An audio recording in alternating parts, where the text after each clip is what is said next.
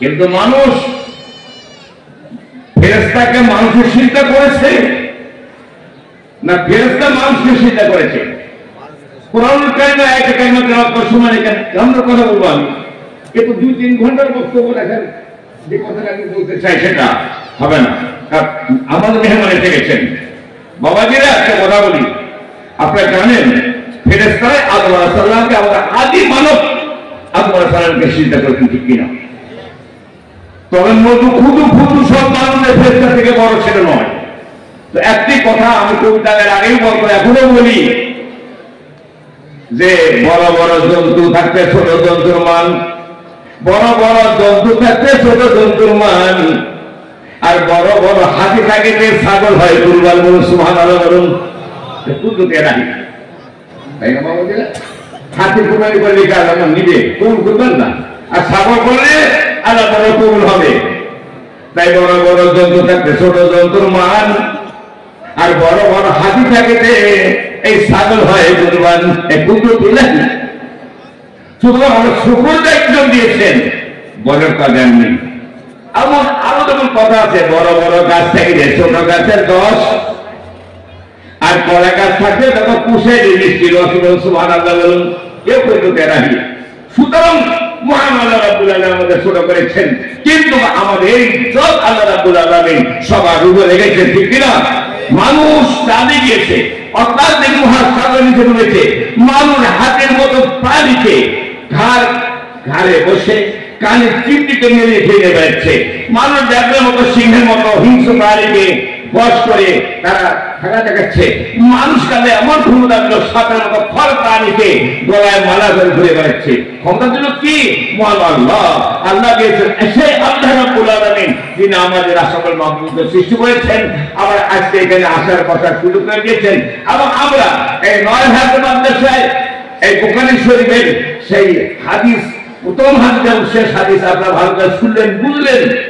আমার আফসোস হয়, মাঝে মাঝে আমি বলে গেলেন, মুফতি সাহেব বলে গেলেন যে মোবাইল, আমি আজকে হোসেন বলছি, আমার কত প্রশ্ন উত্তর দিতে হয়।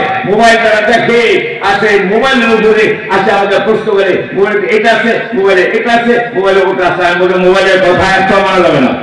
কেন মানা যাবে না?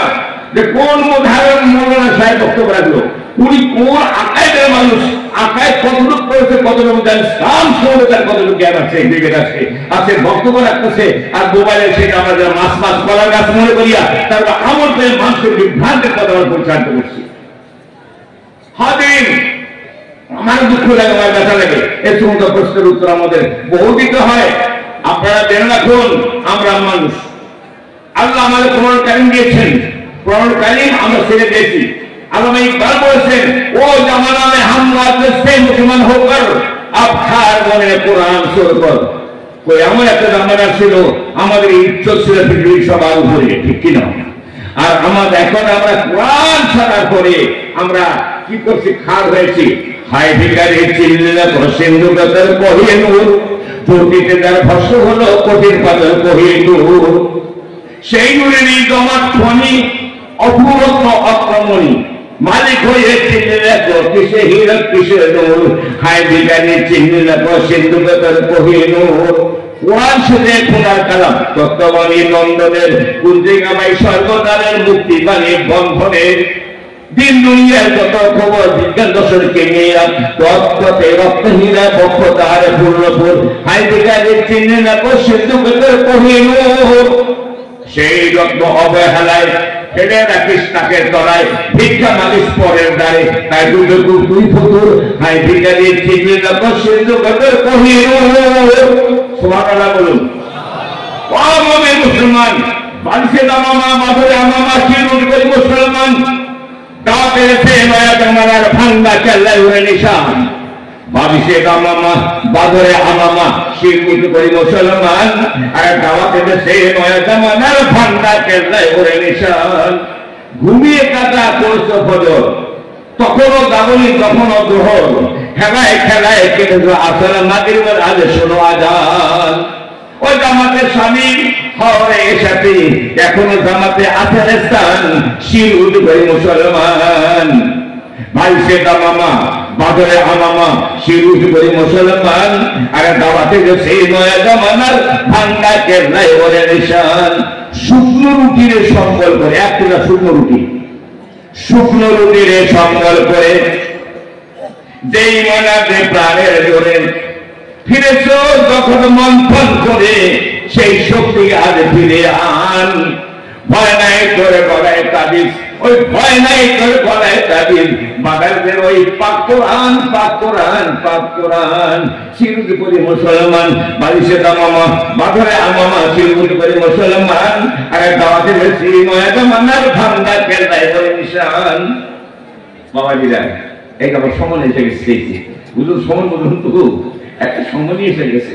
সুতরাং আর আগাবো না, কারণ আপনারা অন্য সময় নষ্ট করলে এটা আমারও পাপ হবে, ঠিক কিনা? বাবাজিরা একটা কথা বলি, সুতরাং যাই কিছু আপনারা করেন আমরা করি, কি হয় বাবাজিরা?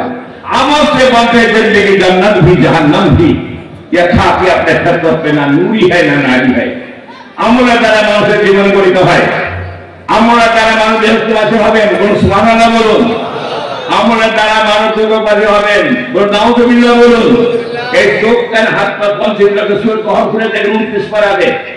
আমি বলতে পারলাম না বাবা দিয়ে সময় নাই, ওখানে পরে দেখুন। আর ইখতিয়ার দিয়েছেন যেটা, এই যে আমির সাহেবের সুযোগ্য পুত্র কিছুদিন আগে বললেন, ইখতিয়ার আল্লাহ সম্পূর্ণ দিয়েছেন, যেখানে ইচ্ছা সেখানে ব্যয় করে, ভালো কাজে ব্যয় করতে পারেন, খারাপ কাজে ব্যয় করতে পারেন। আল্লাহ ফিরে রাখেন, আমরা একদিন ধরবে, মাহফুজ করবে। যা আল্লাহ পাকের প্রশংসা। আমার সঙ্গে সবাই একটি কলেমা পাঠ করে বলে আলহামদুলিল্লাহ, আলহামদুলিল্লাহি রাব্বিল আলামিন। সমস্ত প্রশংসা তরস্তুতি গুণগান সিমন আল্লাহ।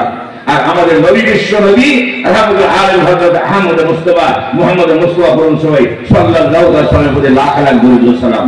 আজকে আমি শেষ করছি, একটি কথা বলি। আপনারা এই গুনাহগারকে ভালো করে জানেন, খুব গুনাহগার মানুষ। আমাকে সবাই বলতো যে মরাদের হোসেন সাহেব, আমার পিসাবদের দেওয়া টাইটেল।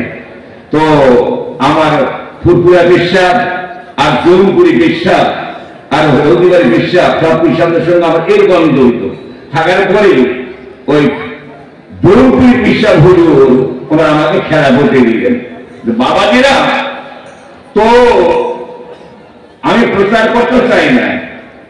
আর অরিজিনাল বয়স হলো এই 81 বছর করলো আর কি। অরিজিনাল বয়স সার্টিফিকেট এস 3 বছর কম ছিল, 40 বছর মাস্টারি করবো এটা করেছি। এখন ওই আগে আমি মাঝু মানে হাঁটাটা খুব অসুবিধা হয়, কিন্তু বাসন ভঙ্গি ঠিকই আছে। তো এই কবে মরে যাবো, चांदों में मेहमानी कबर आके ठिकाना, कोई लगे रवाना है कोई पीछे रवाना, मुंह पे से बारी है आज हमारे कल तुम्हारी बारी है। अल्लाह बोले बिस्मिल्लाहिर्रहमानिर्रहीम आइनमा तकुनु युदरिकुमुल मौत वलाउ कुंतुम बिमुरुदिन मुसज्जदा। तो मौत থেকে পালাও যদি, ওই মৌত থেকে পালাও যদি, মৌত তোমার লইবে ভিড়ি, যদিও তুমি লুকাও গিয়া ওই আকাশ মানে লাগাইয়া সিঁড়ি। বাঁচবেন কেউ কেউ বাঁচবেন বাবাজিরা, আমাদের হাও মাছ নেননি কত সাড়ে হাত। তো আমি আজকে হলে মরে যাবো, আপনারা মরে যাবেন। আমাকে সবাই পাইছিলেন গোটা কুচবিহার আসনের কষ্ট ছিলেন জলপাইগুড়ি এবং দিনাজপুর ইত্যাদি যারা বাংলাদেশ পর্যন্ত জানেন কিন্তু বাবাজিরা ওই তোর চুল পাকিল, দাঁত ভাঙিল, চামড়া লাগলো সোনার কাল, ওই রইবি কত কাল বলে তুই বাঁধলি কত কাল। এই যে দাঁড়ি সাদা হয়ে গেছে, আগে কালো দেখছেন সাদা, বহুতের পর এসে শ্বশুর হাসছে। আর রসুল বলছে যার একটা দাড়ি বা চুল সাদা হলো তার বহুতের পরবার এসে গেল। এখানে বসে একটা হাদিস আছে, পড়া সময় পেলাম না।